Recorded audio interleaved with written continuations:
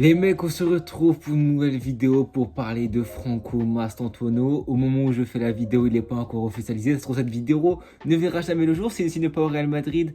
Mais en vrai, ça sent très bon pour le milieu offensif, l'ailier droit de River Plate, récemment sélectionné avec l'Argentine. Il aurait trouvé un contrat, il aurait trouvé un accord entre lui, River Plate et le Real Madrid pour rejoindre le club jusqu'en 2031. Une très bonne nouvelle. Sur plusieurs aspects, oui. Sur d'autres, peut-être un petit peu moins, où je suis peut-être un petit peu plus sceptique, où je vais peut-être un peu calmer les tendances. Ça sera pas une analyse approfondie sur Mastantuono. J'ai pas envie de parler pendant 20-25 minutes de ce qu'il peut faire parce que honnêtement, j'ai vu pas beaucoup de matchs de River Plate. J'en ai vu certains, des gros matchs et encore, j'ai vu quelques séquences. Donc je me suis beaucoup basé sur des vidéos, sur des highlights. Donc les highlights, ça montre le bien des joueurs, mais aussi pas beaucoup de négatifs. Parce que dans cette vidéo, je vais quand même parler du joueur, son vidéo ne sert à rien, mais je vais parler de Mastantuono, mais aussi de plusieurs pistes. On a vu, ça peut être Zubimendi, de Carreras, qui ça sent très bon, aussi de Ante Boudimir, d'un petit jeune marocain de l'Ajax Amsterdam, d'un possible départ de Rodrigo. On va parler de beaucoup de choses, quand même axé sur Mastantuono, parce que c'est une recrue, et le Real Madrid serait prêt quand même à poser. La clause libératoire est à 45 millions d'euros, plus 15 millions de taxes, ça fait 55 millions d'euros. Et c'est quand même assez cher pour un joueur qui, certes, argentin, qui aura 18 ans cet été. On sait que Ronny Calafat, pour tout vous expliquer, pour ceux qui n'étaient pas au courant, le Paris Saint-Germain était premier dans le dossier, mais Franco Mastantuono voulait le Real Madrid, il aime ce club, c'est complètement Real Madrid compatible, il aime ce club et il voulait jouer au Real Madrid. Sauf que le Real Madrid ne voulait pas forcément pousser pour l'avoir, mais c'est un peu fait comme un Cardagulaire, où le Barça était en pole position pour le prendre. Le PSG, Mastantuono a fait attendre un petit peu le PSG et était franchement, à deux doigts de conclure avec le Paris Saint-Germain, Luis Campos, etc. Et du coup, ça a mis la pression au Real Madrid, et ce qui fait que du coup, on a commencé à s'activer parce qu'on sait que c'est une pépite qui quand même est très intéressante, et on sait que ces joueurs comme ça, on veut les avoir. On a Ronny Calafat, Roberto Carlos, on a eu aussi, je crois, Santiago Solari qui sont carrément allés en Argentine pour le rencontrer, pour le faire changer d'avis, mais je pense qu'il attendait juste la réaction du board du Real Madrid, et je pense que si le Real ne serait pas allé sur lui, je pense qu'il aurait choisi le PSG sans aucun doute, et je pense que même pour son développement, le Paris Saint-Germain aurait peut-être été une meilleure option que le Real Madrid, parce que dans un Real Madrid qui est assez bouché, des profils comme Arda Güler, des profils comme Brahim, comme Rodrigo, sur ce côté droit, sur cet entrejeu, dans ce demi-espace, ça commence à être bougé, bouché, mais 55 millions en plus, c'est quand même assez cher. On sait que le réseau sud-américain, Ronny Calafat, il s'est rarement trompé. Vinicius, Valverde, Rodrigo, maintenant Mastantuono, Hendrix, Militao, il a poussé pour Arda Güler, pour Valverde. Bon, le seul flop notable, c'est Reiner. Et pour l'instant, Hendrix, c'est encore en ballottage, mais Hendrix, on ne lui a pas forcément donné sa chance. Donc, mais il y a forcément du potentiel. Donc, chaque joueur sud-américain connaît des phases où c'est compliqué l'adaptation, changement de continent, changement de beaucoup de pression du haut transfert aussi. Sachant qu'il y a quand même une grosse somme qui est mise en jeu. Donc, il va venir au Real Madrid. Il faudra lui laisser du temps. Il passera peut-être pas à la Castilla. Mon mec a pris quand même injecté. Je pense pas qu'il ira dans la Castilla comme Vini et Rodrigo ont pu le faire. Mais je pense qu'il va quand même toucher un peu de banc. Mais c'est vrai que on arrive à bien les repérer. Pour ce qui est de la transaction, on voit que Trent et Hutchinson, c'est contrat jusqu'en 2030 et Mastantuono, c'est 2031. Et je me suis posé la question et je me suis posé ma question tout seul, et j'ai vu quelques sources aussi, pas en parler, mais indirectement, c'est que on sait que la saison en Amérique, ça se termine année civile, donc de janvier à décembre. Et il y a la Copa Libertadores en fin de saison, potentiellement une finale le 18 décembre.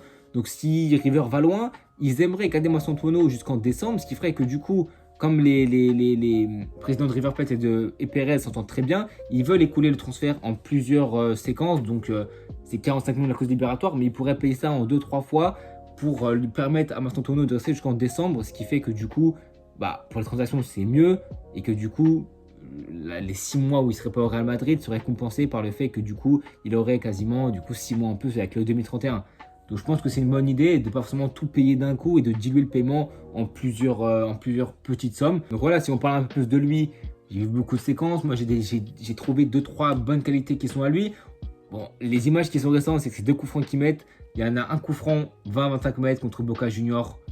Lors du Super Classico, on l'a vu, il n'a pas fait le tour du monde, mais il a fait beaucoup de bruit. Il est magnifique, on sait que c'est un pied gauche soyeux sur les coups de pied arrêtés. Il sera précieux, soit avec lui, avec Arda, avec Trent. Je pense que techniquement, on va vraiment passer un step. Un gaucher qui joue côté droit, comme j'ai dit, c'est un peu Il me fait penser un peu à Arda Güler dans le profil, on le surnomme le nouveau Di Maria. C'est pas pour rien. L'Argentin, il nous sortait Echeverry, nouveau Messi. Nous, on va prendre le nouveau Di Maria, c'est intéressant. C'est un joueur qui peut jouer 10.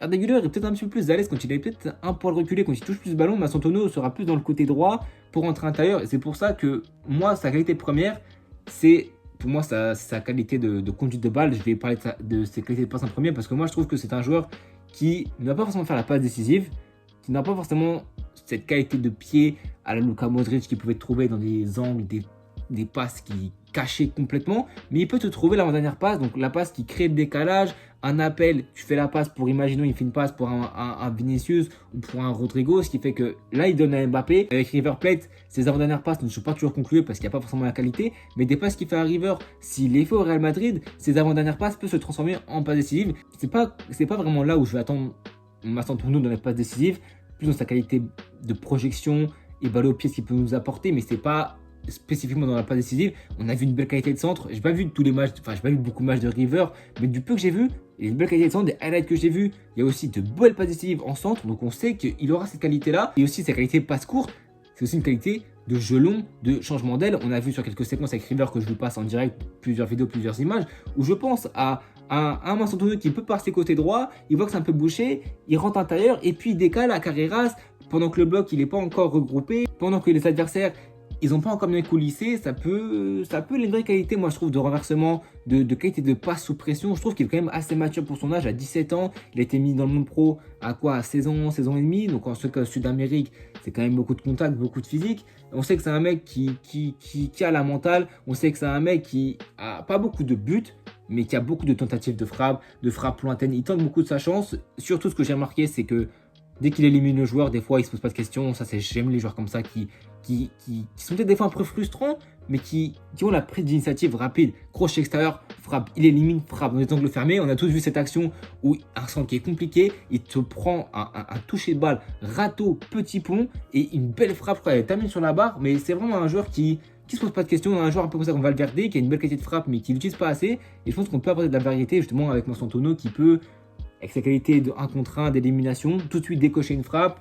Comme ça, il peut peser sur la défense adverse, notamment sur ce secteur de jeu-là, où en Liga, les blocs ils sont quand même bas. Et je pense que c'est une bonne qualité de son jeu. Il n'a pas mis beaucoup de buts. Je pense qu'avec le Real, avec beaucoup de pression, il est en train un peu moins. Mais je pense que c'est un élément qui peut nous être favorable.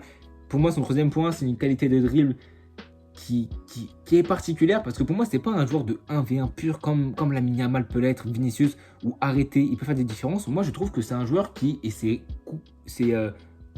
décuplé par sa qualité de balle au pied, où je trouve que balle au pied c'est un joueur qui apporte énormément quand il part lancer de son côté. C'est là où il est très très très dangereux, c'est là où il peut faire la différence, où il est vraiment juste techniquement, et dans ses passes, dans ses choix, je vois beaucoup de lucidité en lui. Malgré son âge, il y a toujours beaucoup de déchets évidemment, c'est un jeune joueur, mais moi je trouve quand même qu'il a une excellente conduite de balle qui lui permet d'éliminer des adversaires. Certes, les défenseurs, c'est quand même des défenseurs qui sont un petit peu naïfs en Amérique, qui se jettent, mais il a vraiment une capacité à gagner des mètres. Ça me fait penser à Valverde quand il y a de l'espace devant lui, sauf que Valverde, des fois, quand il y a un peu de monde devant lui après ses prises de balle, il est un peu limité, il fait la bonne passe souvent.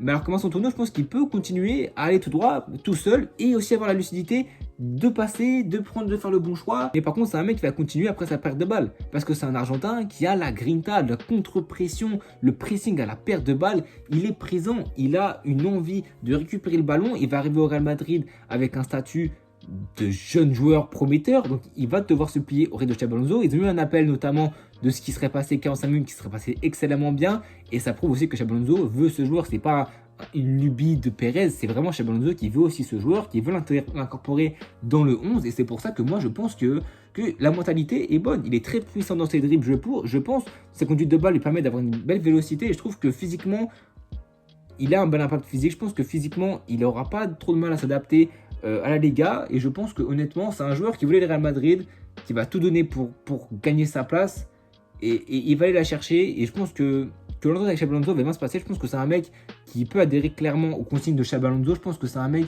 qui est complètement Xabi Alonso compatible dans ce potentiel 3-4-2-1 avec les deux attaquants, les deux milieux offensifs derrière l'attaquant, comme Wirtz, Hoffman, Nathan Tella, etc.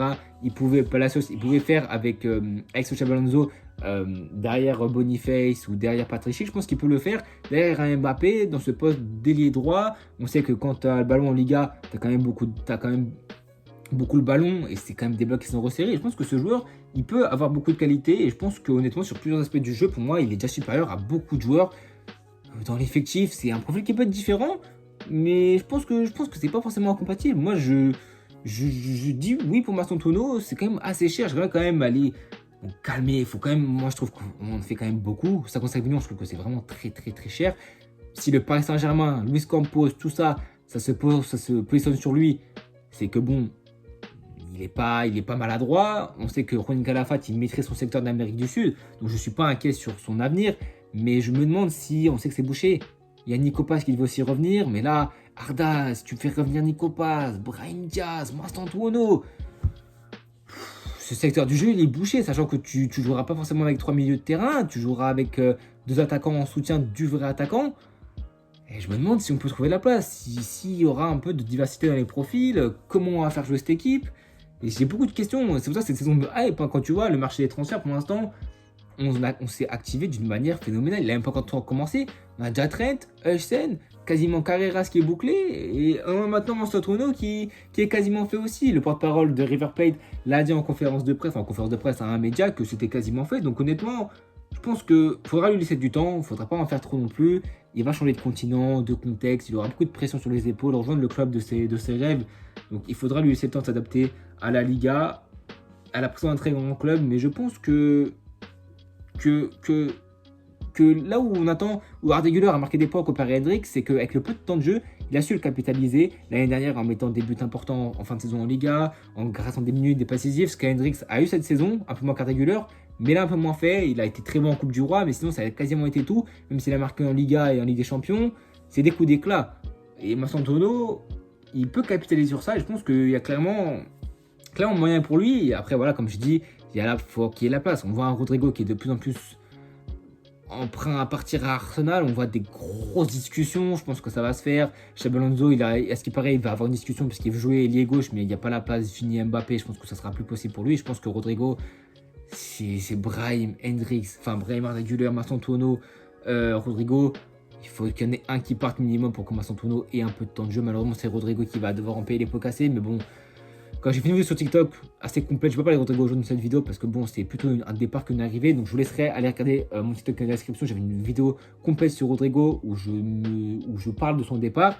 Mais moi, j'ai envie de parler de 3 joueurs évidemment. Ante Budimir, 8 millions d'euros sa clause libératoire. Xabi Alonso, il veut un attaquant. Type Patrick Schick, Ante Budimir, c'est 21 buts cette saison, à 33 ans, 8 millions la clause. Pour moi, c'est un joueur qui me hype énormément. Pour moi, c'est un mec sur qui il faut foncer parce que Courtois l'a dit, on n'a pas de joueur type Rosselló qui peut nous faire du mal dans des matchs qui sont compliqués, où tu n'as pas beaucoup de ballons à négocier, où c'est beaucoup de centres, où tu as du mal à avoir la créativité. Mbappé ne veut pas prendre de ballons de la tête, c'est pas un vrai neuf. Un Budimir qui fait une saison à la Rosselló avec peut-être plus de rythme, avec une grosse meilleure saison de sa carrière cette saison, pour 8 millions d'euros, pour moi, c'est qu'une aubaine. Pour moi, il faut foncer dessus immédiatement. Il faut suivre l'envie de Xabi Alonso. Il ne faut pas toujours avoir des jeunes clinquants, des jeunes argentins, des brésiliens. Pour moi, il faut des fois des croates, il faut des espagnols, il faut des grandes tiges d'un mètre 95 qui te prennent des ballons de la tête, des centres de Carreras qui est très fort dans ce domaine, des centres de Trent Alexander-Arnold sur des corners, des coups de pied arrêtés. Il faut un neuf physique, un neuf de position qui peut jouer des ballons de la tête, qui peut jouer de haut jeu, qui peut te permettre de faire monter ton bloc.